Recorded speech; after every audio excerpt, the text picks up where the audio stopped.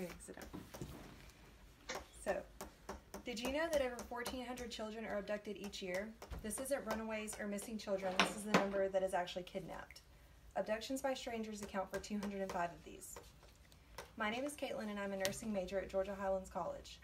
I have read many articles, listened to countless podcasts, and watched several documentaries about Amber Hagerman and the Amber Alert. AMBER is an acronym for America's Missing Emergency Broadcast Response. It's also named after 9-year-old Amber Hagerman. Amber Alert is a message that is broadcast to alert the public of an abducted child. The Amber Alert has saved countless children from actual abductions and possible abductions. The Amber Alert is a very important tool that has saved many children's lives. The Amber Alert is broadcasted across many different media platforms in order to alert the public of a child's disappearance. Before I tell you about the Amber Alert and its significance, I think it's important that you know the story behind its origin. Amber Hagerman was a 9-year-old girl from Arlington, Texas.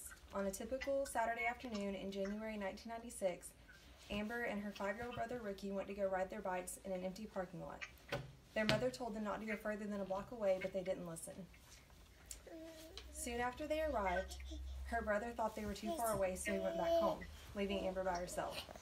After he left, a man in a black pickup truck pulled up and snatched Amber off her bike. The only witness was an elderly man, and when he heard Amber screaming and saw her trying to fight her abductor, he called the police immediately. Over 50 law enforcement officers searched for Amber, but her body was found 4 days later in a creek by a civilian about 4 miles away. However, though the story is tragic, Amber did not die in vain. Because of her family and community's persistence, the Amber Alert was created. So, along with being her name, Amber is an acronym for America's Missing Broadcast Emergency Response. After hearing about Amber's story, a woman named Diana Simone contacted a local radio station with the idea of an emergency broadcast system for missing children.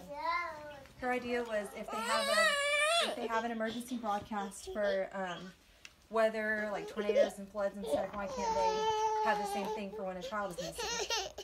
So an Amber Alert is a message that is broadcasted to alert the public of an abducted child.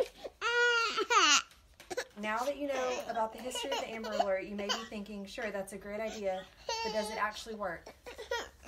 According to the government's website, as of April 2019, there have been 957 children recovered due to the Amber Alert system. Amber Alerts are sent out as soon as law enforcement has determined that a child meets all of the criteria. Certain criteria have been established so that the alert system isn't oversaturated, which could lead to cases of actual abduction being overlooked.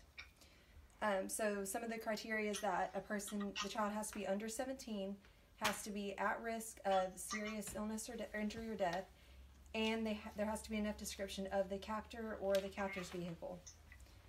So not only does it alert the public of abductions, but it also works as a deterrent for would-be abductors. The first child safely recovered because of the Amber Alert system was an 8-week-old baby.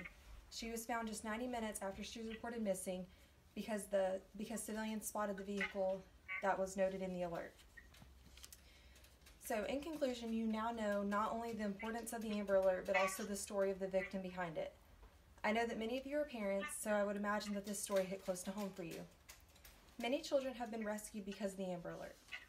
I have now explained who Amber Hagerman was, what the Amber Alert is, and the importance of the Amber Alert. Before today, I'm sure most of you had heard of the Amber Alert, but I hope that you leave here with more appreciation for it. Thank you.